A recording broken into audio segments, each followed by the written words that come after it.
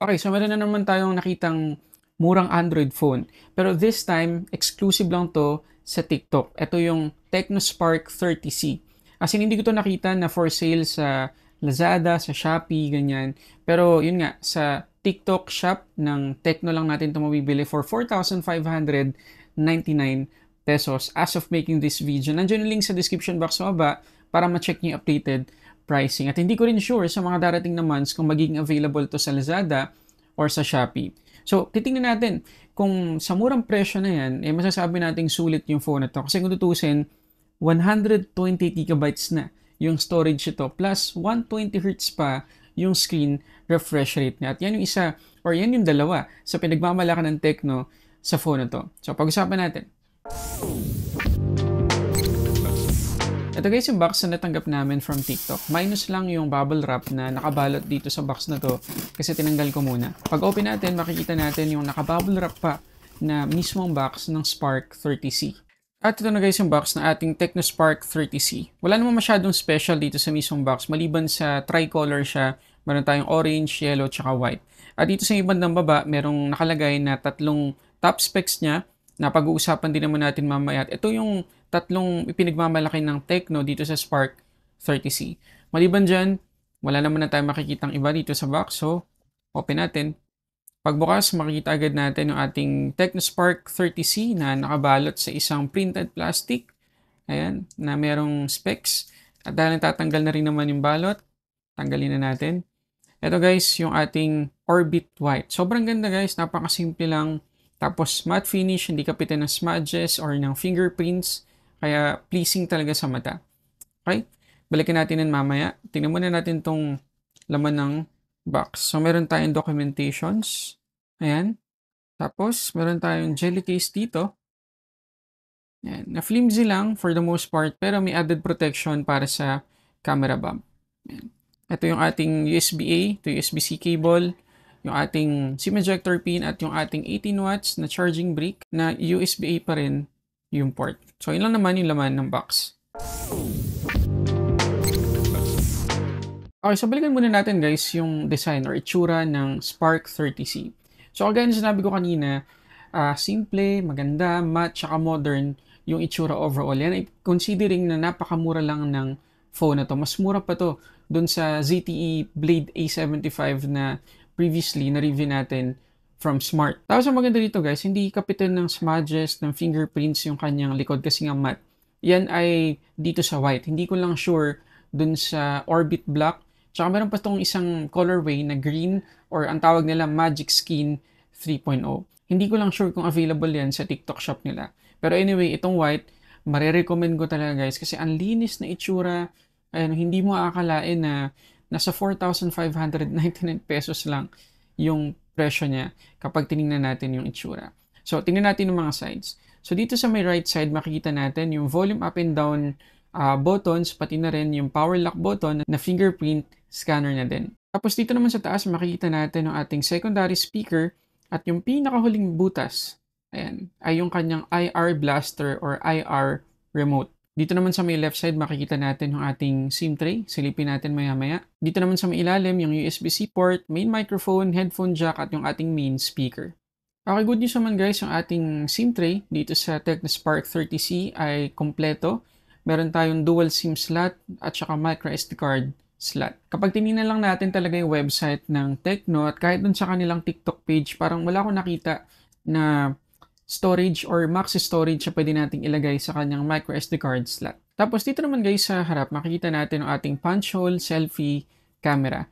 Tapos yung bezels niya dun sa taas tsaka sa dalawang gilid, pantay naman, symmetrical, pero yung dito sa ibaba, medyo mas makapal.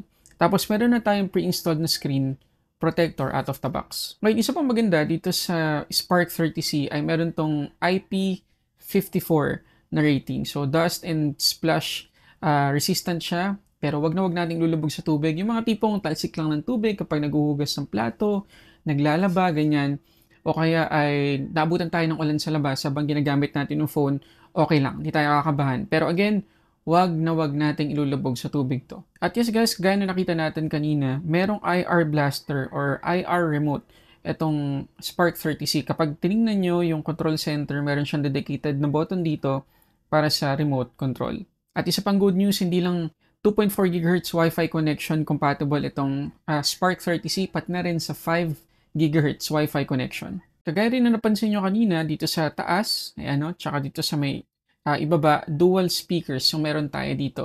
And again, yun yung palagi kong sinasabi, kahit mura lang yung phone, pwede talaga nilang lagyan ng dual speakers. Ngayon pagdating guys sa pagiging reliable ng kanyang fingerprint scanner, check natin yan. Okay. Sandampi. Okay, na-unlock naman siya. So, most of the time guys, napaka-reliable ng kanyang fingerprint scanner. Ano, yung kanyang animation, mabilis naman. Very subtle lang. Ano. So, okay naman. At hindi mo din i-clear sa website ng Tecno kung gaano kabigat itong Spark 30C. Ang isa sa mga una ko napansin sa kanya, pag open ko ng box, pag hawak ko sa kanya, mas magaan siya compared sa ibang mga entry-level phones na napag-usapan natin. Ngayon, pagdating naman guys sa display, meron tayo ditong 6.67-inch IPS LCD, HD Plus or 720p yung kanya resolution, 120Hz yung max refresh rate at 263 naman yung kanyang PPI. Ngayon, considering na ganito yung presyo nitong Spark 30C, masasabi talaga natin na napaka-affordable niya para sa specs ng display. So dito guys sa display, kapag pure white yung inopen natin, meron tayong makikitang noticeable, as in noticeable na yellowish tint sa may bandang ibaba. Ewan ko lang dito sa mismong video natin kung makikita nyo, tutok ko. Ayan, may discoloration talaga dito. At sa personal guys, makikita nyo talagang hindi nyo may iwasang makita. As in, napaka-noticeable talaga. So again, yan yung mga compromises na may expect natin sa mga phone na ganito yung presyo. Pero maliban sa yellowish tint dito sa baba, wala naman ako makitang ibang discoloration sa ibang part ng kanyang display. At nakakatuwa pa dito sa Spark 30C yung kanyang Widevine Security Level, Level 1. At makakapag-play tayo, although 720p lang resolution, makakapag-play tayo ng Full HD sa Netflix. So, isa pang sa atin to bonus na sa ganitong presyo, hindi ko na talaga ina-expect na magiging ganito pa yung kanyang Widevine security. Pero again, nakakatawa na pwedeng-pwede sa medium consumption tong phone na to. Ngayon tingnan natin yung kanyang display settings. So dito guys, sa screen refresh rate, meron tayong 4 na option na pwedeng pagpilian. 120, 90, 60 at auto switch. Ngayon, trinay ko lahat yung setting na yan. Yung auto, tsaka yung 120Hz, same na same lang yung behavior. Pakita ko sa inyo. Okay, so inila ko muna guys sa 120Hz yung kanyang refresh rate.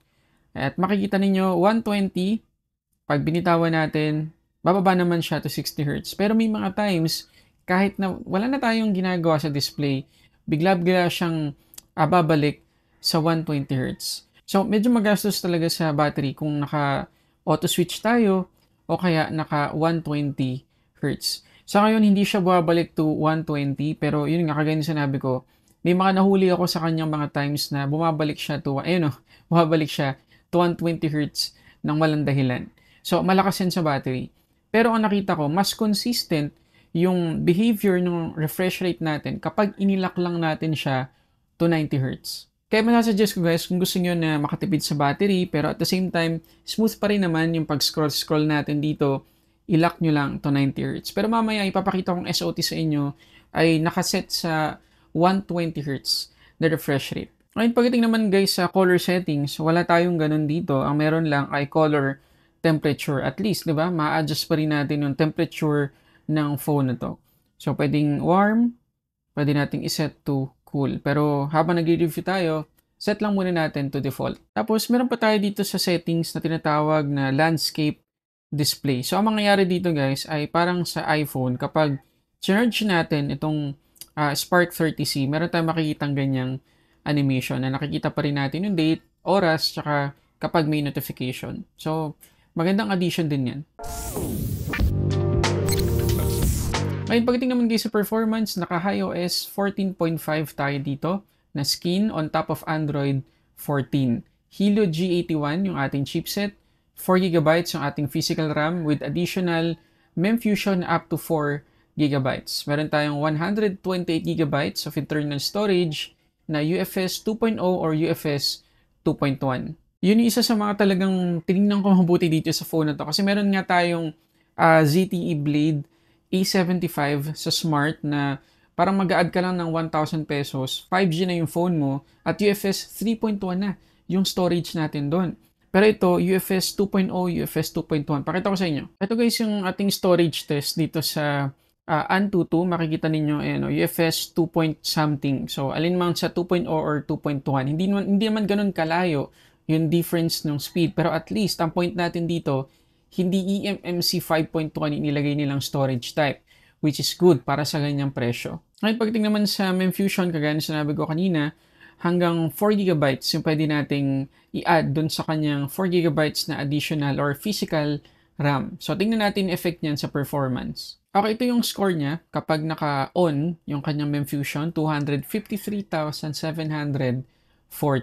So, try natin i-off. So, bumaba guys yung score, naging 251,959 na lang. So, complement naman guys sa performance ng kanyang Memfusion. So, I suggest gamitin nyo para at least may headroom kayo kapag gumagamit kayo ng mga applications ng sabay-sabay.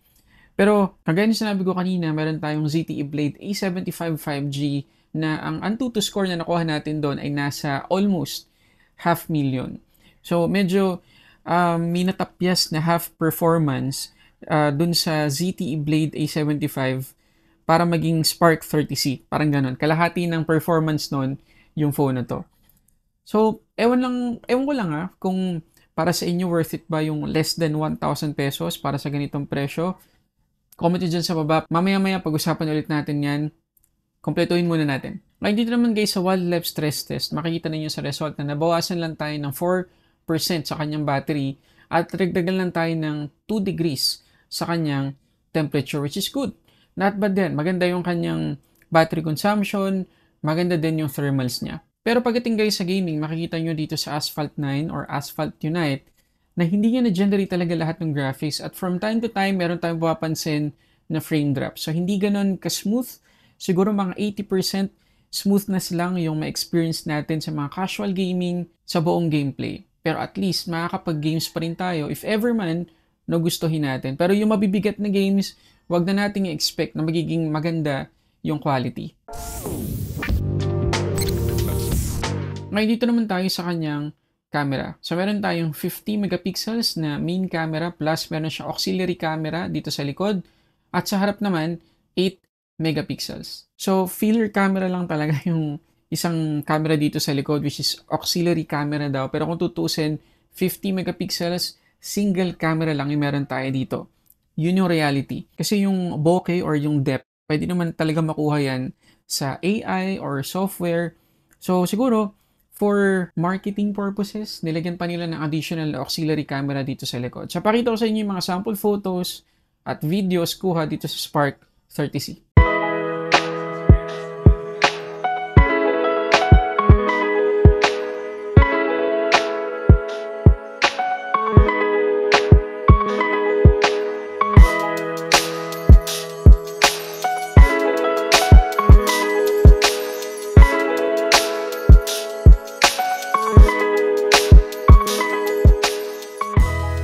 Okay, so pagdating naman guys dito sa selfie camera, itong Tecnospark 30C hanggang 2K 30fps yung pwede nating ma-record. Siyempre, hindi na tayo mag-expect na meron kahit anong stabilization tong phone na to, pero at its price, nakakagulat na pwede pa tayong makapag-record dito ng lampas 1080p.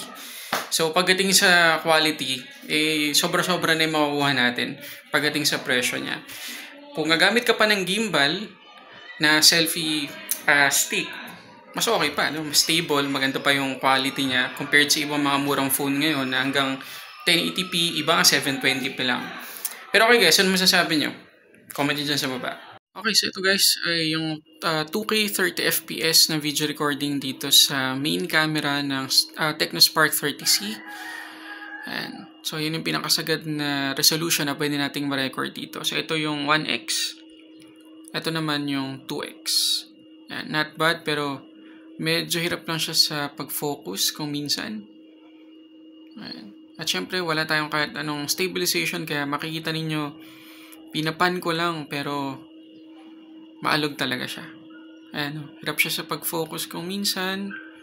So, ang kailangan natin ay maghintay. Ayan.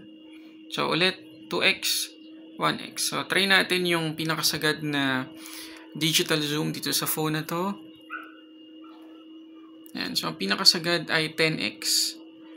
Medyo wash out na, medyo grainy, mas maalog. Pero kita pa rin. Kung gagamit naman tayo kasi ng gimbal, medyo magiging usable na yung quality kahit papano. Okay?